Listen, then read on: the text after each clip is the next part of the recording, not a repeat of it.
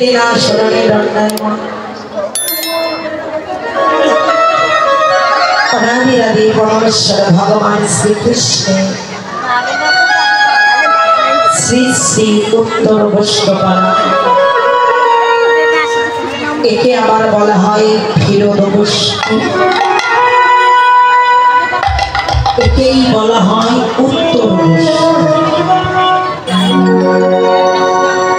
গোষ্ঠ। গোষ্ঠ বলে মনা,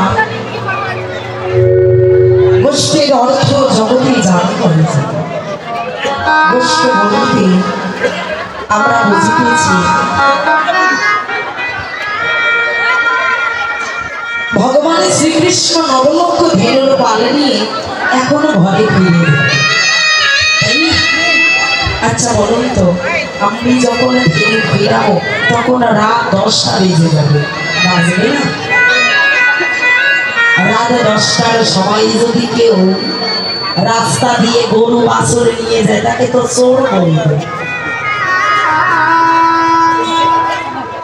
ভগবান শ্রীকৃষ্ণ জনজগতের বুকে তিনি কি গরুগুলোকে অর্থাৎ গাভীগুলোকে 10টা বাজে নিয়ে গিয়েছিলেন? গোষ্ঠ গৌযোগিষ্ঠ দুটি শব্দ মিলে হয় গোষ্ঠ। গোশব্দের অর্থ বলা হলো দেহ, গোশব্দে বলা হয় পৃথিবী। ইষ্ট শব্দে আমার ভগবান শ্রীকৃষ্ণ পরমাত্মা দেবতা। ইষ্ট শব্দে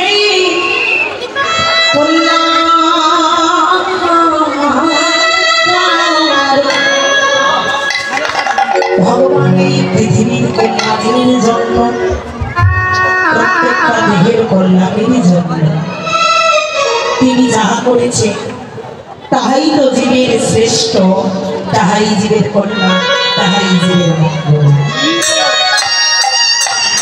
আমাদের জন্য কি মঙ্গল করলেন? ভগবানের অনেকগুলো লীলা আছে, 64 কালীন লীলা, তার মধ্যে 62টাকে লীলা বলে প্রাধান্য দিলেন, আর মাত্র 2টা, এই 2টাকে পালা বলে আখ্যায়িত করলেন। একটা হলো গোষ্ঠে যাওয়া, আর গোষ্ঠ থেকে ফিরে আসা। কেন? এই ব্রহ্মাণ্ডে যত জীব আছে প্রত্যেকটা জীবে হলো 2টা করে পালা। একটা হলো এহ জগতের বুকে আসা, আর একটা এহ জগৎ ফিরে যায়। তাই আমার পালাটা হলো যাওয়ার পালা। পালার নাম জানে, এটা হলো যাওয়ার পালা। গোষ্ঠ মানে ফিরে যাবো, এসেছি ফিরে যাবো, যাবার পালা। আচ্ছা, এই যে যাওয়ার সময় যদি প্রশ্ন করে রাস্তায়, আমরা যে যাচ্ছি এ হরিবাসর হতে যাবেন না? যাবো তো, আজকে না হলো কাল যাবো। যাবার সময় তোমার পিতা তোমাকে জিজ্ঞাসা করবে, এবং তুমি ওখানে গিয়েছো ভবের বাজারে, বৈষ্ণবের বাজারে, ওখান থেকে কি নিয়ে এলে? প্রশ্ন করবে। এই যে যারা কথা বলছে, বাবা জিজ্ঞাসা করছে, মা জিজ্ঞাসা করছে, কিন্তু যাওয়ার তো খুবই আগ্রহ। আচ্ছা, ওখান থেকে নিয়ে এসেছো কি? আলু ভর্তা। যদি উত্তর দিতে পারো, প্রশ্নের যদি ঠিকঠাক উত্তর দাও, তবে কিন্তু তোমাকে আর একদিন পাঠিয়ে দেব, তোমাকে আপন করে বুকে জড়িয়ে ধরবে। আর যদি দিতে না পারো, বাবা মাকে ভালোবাসবে? বলছে না, আমার গচ্ছিত ধনগুলো নিয়ে গিয়ে ওখানে নষ্ট করছো, তোমাকে আর যেতে দেওয়া যাবে না, বাবা মাকে তো আর ভালোবাসবে। ঠিক জগতে পিতা আদিরাদি পরমেশ্বর ভগবান মাঝখানে দাঁড়াইয়ে জিজ্ঞাসা করছে, ওহে জি, আমি যে তোমাকে ভবের বাজারে পাঠিয়ে দিলাম, আমার জন্য কি নিয়ে এসেছো? উত্তর দাও।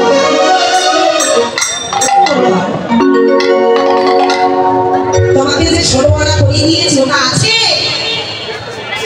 আছে? কি করেছো?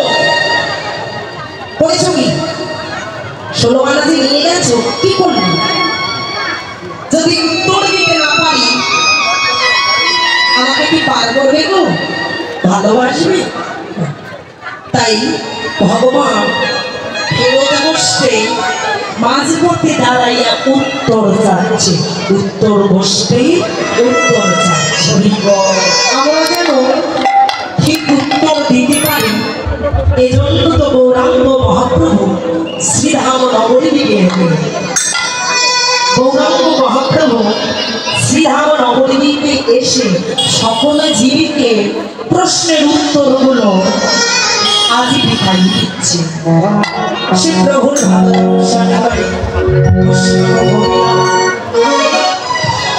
পদে দেখিবে কি বলেছে,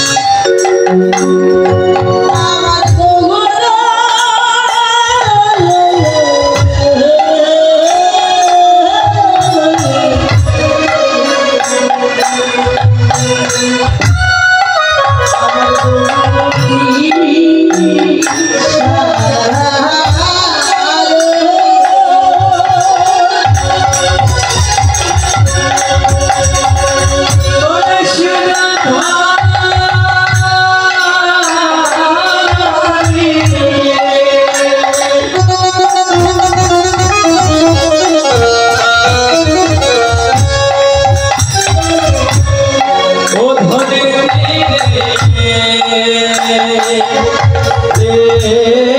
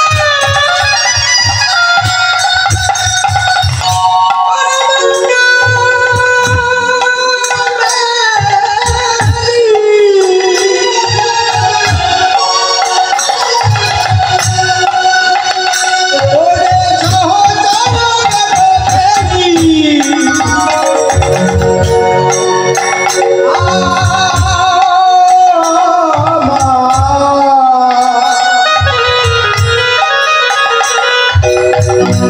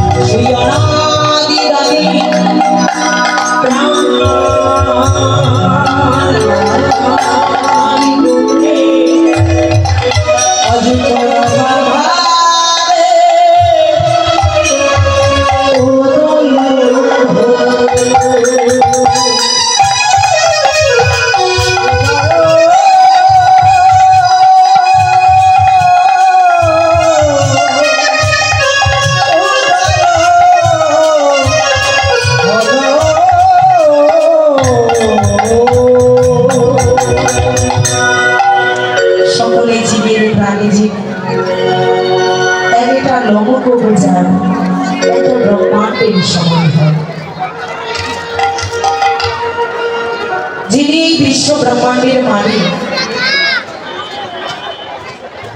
জগতের পিতাজি,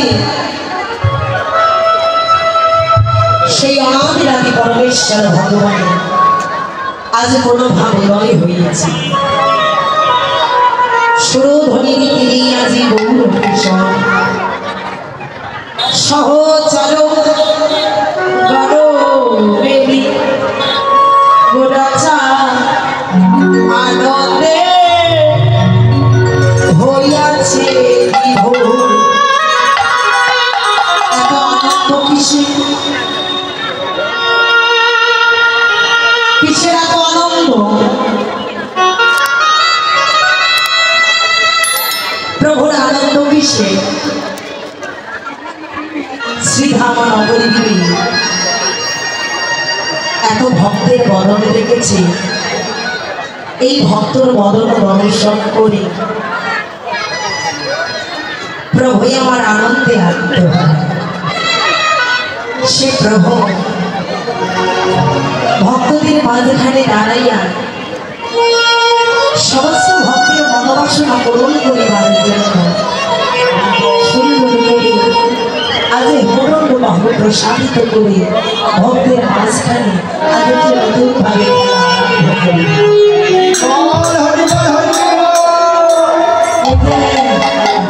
যারা এদিক ওদিক ঘুরছে, তাকাচ্ছে, ঘুরঘুরাইয়া কথা বলছে, আচ্ছা আপনাদের কি মনে হয় না? কিচ্ছু মনে হচ্ছে না? ভালো লেগেছে? কথা বলতে ভালো লাগে? এখানে যদি কথা বলে কীর্তন না করে কিন্তু আসলে আমি বন্ধ করবো।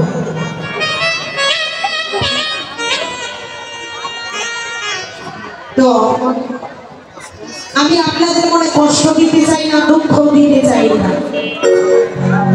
জীবনে তাকিয়ে দেখো অনেকটা সময় অপচয় হয়ে গেছে।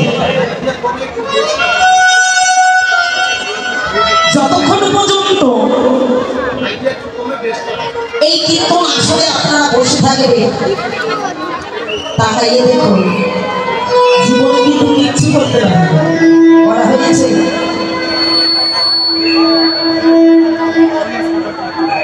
কিচ্ছু করা হয়নি। যখন এই সংসারে প্রবেশ করবো তখনই শুধু মায়া, চতুর্দিকে মায়া ঘিরে আছে। তো যতক্ষণ আপনারা কীর্তনে থাকবে, এই 4 ঘন্টা 8 ঘন্টা যে যতক্ষণ থাকবে, দেহ মন প্রাণ নিজের জীবন ও যৌবনটুকু আমার প্রাণ গৌর গোবিন্দের চরণে অর্পণ করে দিয়ে কৃষ্ণ কথা শ্রবণ করে দেহটাকে শ্রী গুরু বৈষ্ণবের চরণে অর্পণ করে চিত্ত নিবেশ করে কৃষ্ণ কথা সাধন করুন। জনম আপনাদের সুখী হবে, ধন্য হবে, জনম সাধন করবে।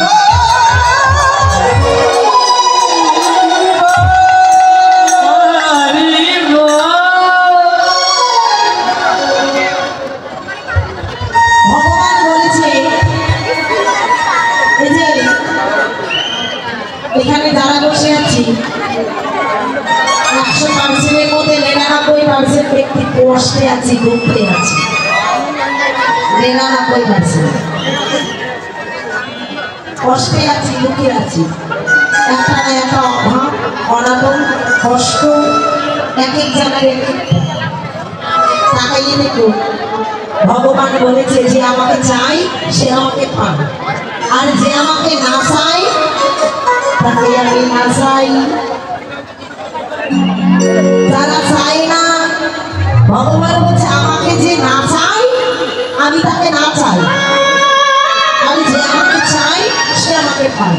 তাকে দেখুন এই জগতের মধ্যে আমরা কিন্তু লোক দেখানো সবাই চাচ্ছি, কিন্তু আদৌ ভগবানকে কেউ চাচ্ছি না, না চাই। যেখানে হয় কৃষ্ণ কথা বজ্র ভাঙে মনে মাথায়, কৃষ্ণ কথা শুনলে মন খারাপ হয়ে যায়। তাই না চাই, ভগবান তাকাইয়ে দেখুন আমাদেরকে না চাচ্ছে। শ্রীধাম নবদ্বীপে এত এত ভক্তের বদন দর্শন করে আনন্দে আত্মহারা হয়ে শ্রী সতী শুধু গৌর হরি আমার তিনি মনে ভাবলেন ভক্তদের মাঝখানে আমি আজকে সকলের মনোবাসনা পূর্ণ করব। কি বাসনা? প্রভু আমার ভক্তের মনোবাসনা পূর্ণ করেছে। কি করে করছি?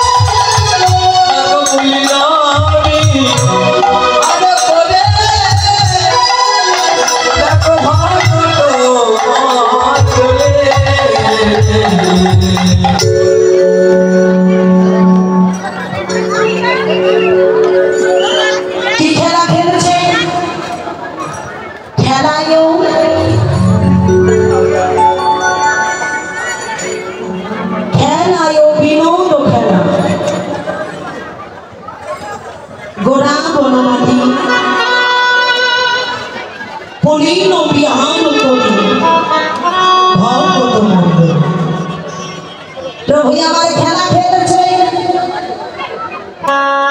কি খেলা হরি বলা আরে বাবু তোলা খেলাটা খেলছে হরি বলা আর বাবু তোলা তাকিয়ে দেখো যে খেলা খেলছে যা কোনো যুগে কেউ কোনোদিন খেলতে পারে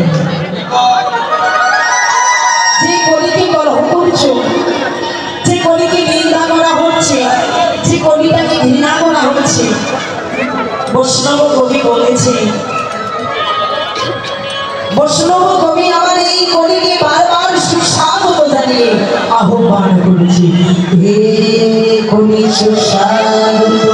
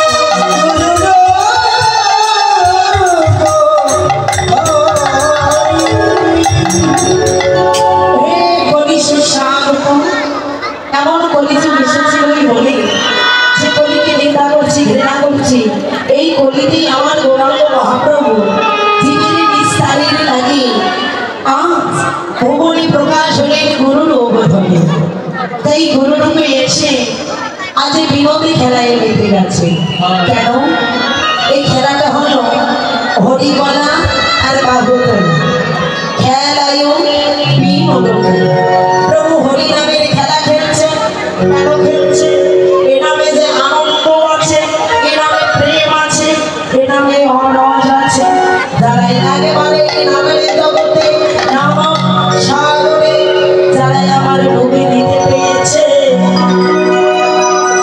ডুব যারা দিয়েছে তাদের যে কত আনন্দ লাগে তাই দেখো কত আনন্দ কেননা খেলায় বিনোদ খেলা বিনোদ শব্দের অর্থ বিশেষ খেলা যে বিশেষ খেলার মধ্যে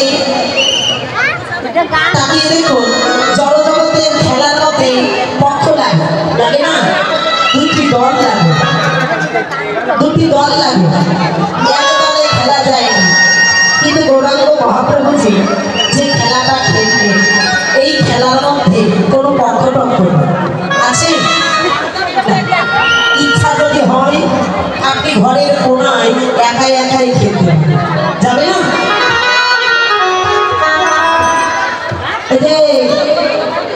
ইচ্ছা হলে ঘরের কোনায় একাই খেলতে পারবে আবার যদি কেউ মনে ভাবে যে আমি আজ এখানে সকলেরা মাঝখানে খেলবো সেখানেও খেলা যাবে কেন